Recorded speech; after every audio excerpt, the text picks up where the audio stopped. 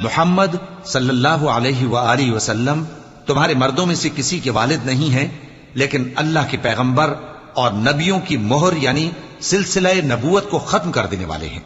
اور اللہ ہر چیز سے واقف ہے۔ اے اہل ایمان، اللہ کا بہت بہت ذکر کیا کرو اور صبح و شام اس کی پاکی بیان کرتے رہو۔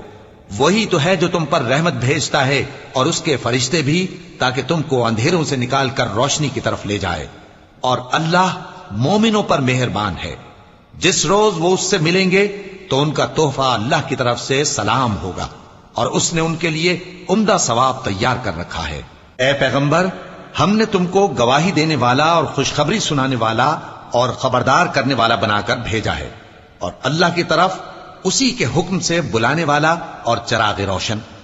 اور مومنوں کو خوشخبری سنا دو کہ ان کے لیے اللہ کی طرف سے بڑا فضل ہے،